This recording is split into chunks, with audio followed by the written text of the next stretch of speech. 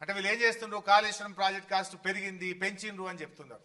అసలు ఈ దేశంలో ఈ రాష్ట్రంలో అతి తక్కువ పెరిగిన ప్రాజెక్ట్ కాస్ట్ తో పూర్తి చేసిన project that is one and only project Kaleshwaram project. Nagarjuna Sagar 1954లో 122 కోట్లతో అంచనా వేసి ఎస్టిమేట్ చేసి పనులు స్టార్ట్ చేసిండ్రు.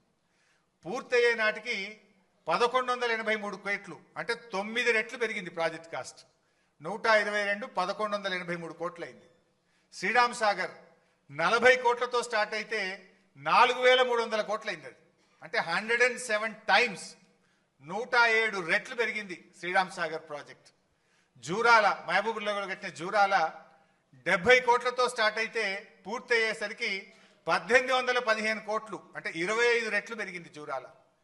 పులిచింతల 565 కోట్లతో స్టార్ట్ చేస్తే 1816 కోట్లు, 3.2 టైమ్స్ ప్రాజెక్ట్ కాస్ట్ పెరిగింది.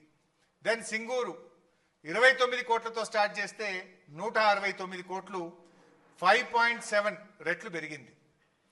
ఎల్లంపల్లి 900 కోట్లతో స్టార్ట్ చేస్తే 2048 కోట్లు, 5.7 రెట్లు, అంటే యాక్చువల్ ఇంకా మూడోది కూడా ఉంది సవరణ, 5.7 రెట్లు పెరిగింది. దేవాదుల ఇంకా పూర్తి కాలేదు, బట్ యాజ్ ఆన్ టుడే 6000 కోట్లతో స్టార్ట్ చేస్తే ఇప్పటికే 17,500 కోట్లు ఖర్చు అయ్యి 2.9 రెట్లు దేవాదుల పెరిగింది. మరి కాళేశ్వరంకి వస్తే 80,000 కోట్లతో డిపిఆర్ అప్రూవల్ అయింది. బీఆర్ఎస్ ప్రభుత్వం దిగిపోయే నాటికి అయిన ఖర్చు 94,000 కోట్లు మాత్రమే. 80,000 కోట్లతో ప్రాజెక్ట్ రూపకల్పన జరిగింది. అది 3rd TMC కూడా కలిపితే 1,27,000 కోట్లు ప్రాజెక్ట్ కాస్ట్ మనం ఫైనల్ కాస్ట్ వచ్చింది. హార్డ్లీ పూర్తయితే 1,50,000 కూడా దాటదు, అంటే డబల్ కూడా కాలేదు, నాట్ ఈవెన్ డబుల్, ఓ 2 రెట్లు కూడా కాలేదు. ఓన్లీ 0.5 పెరిగింది అంతే కాళేశ్వరం.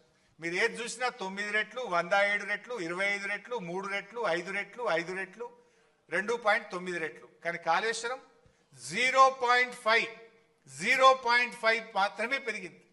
అంటే వీళ్ళు చేసేదంతా బట్టగాల్చి మీద వేసే ప్రయత్నము, దుష్ప్రచారం తప్ప కాళేశ్వరం ప్రాజెక్ట్ కాస్ట్ పెరిగిందనేటువంటిది శుద్ధ తప్పు.